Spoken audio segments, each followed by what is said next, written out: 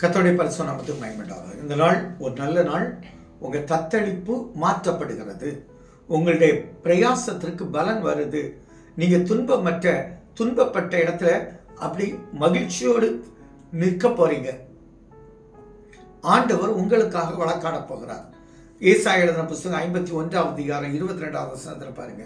கர்த்தராகிய ஆண்டவரும் தம்முடைய ஜனத்துக்காக வழக்காட போகிற உன் தேவனுமானவர் சொல்லுகிறது என்னவென்றால், இப்போ கர்த்தராகிய ஆண்டவர் உங்களுக்காக வழக்காட போகிறார். உங்க காரியத்தை கையில் எடுத்துக்கிட்டார். சிலருக்கு நீதிமன்றத்தில் சில கேஸ் இருக்கும். சிலர் பார்த்தீங்கன்னா ப்ரொமோஷன் தடைப்பட்டிருக்கும். சிலர் இன்டர்வியூ முடிச்சு வச்சிருப்பாருங்க, ஆனால் கால் லெட்டர் வந்திருக்காரு. உங்க உயர்வை தடைப்படுத்த சத்துரு இருப்பான். எல்லாவற்றுக்கும் உங்களுக்காக வழக்காடுகிறவர், உங்களுக்காக பரிந்து பேசுகிறவர், உங்க காரியத்தை அந்த எஜமானுடைய கண்களில் தயவுடைய பண்ணுவார்.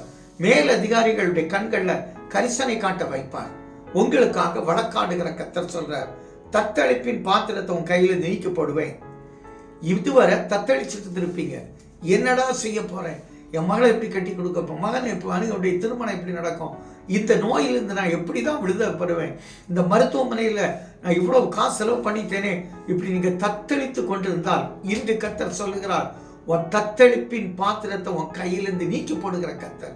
அதை விட அழகா சொல்றார், இனி என் உக்கிரத்தினுடைய பாத்திரத்தின் வண்டல்களை நீ குடிப்பதில்லை. இதுவரை நம்ம ஒரு சொட்டு வந்தா கூட அதை வேற வழியில செலவு பண்ணிட்டு இருக்கோம். வெட்டியா நம்ம சேமிக்கலானா இல்லை, ஒரு வழியாய் வந்தா 100 வழியாய் போயிடும்.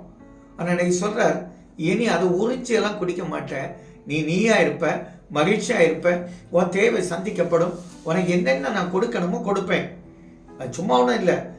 பாருங்க, இந்த பார் கிண்ணத்தை பார்த்துக்கிட்டு ஆடுறது போல தண்டனை, அதாவது உங்களை தண்டிக்கணும்னு நினைக்கிறவனை தண்டிக்கிற கர்த்தர். யாராவது உங்களை தண்டிக்க நினைச்சா உங்களுக்காக வழக்காடும் தேவன் உங்க பக்கமா நின்று உங்களுக்காக வழக்காடி உங்களுக்காக பரிந்து பேசி உனக்காக காரியத்தை முடித்து தருகிற கர்த்தர். அவர்கிட்ட உனக்கு விரோதமா எழும்புறவன மேல கர்த்தர் கோபம் கொள்ளுவார். அவர் ஒன்றும் சும்மா விட மாட்டார். உன் பிரச்சனை முடிவுக்கு வந்துட்டு, நான் சொல்றேன், உங்களுடைய ப்ராப்ளம் எல்லாம் முடிவுக்கு வந்துட்டு, உங்க பிசினஸ் நஷ்டப்பட்டு இருப்பீங்க, வேற மாதிரி லாபத்தில் கொண்டு வருவார். உங்களுடைய சபையில் உள்ள ப்ராப்ளம் முற்றுப்புள்ளி ஆகிறது.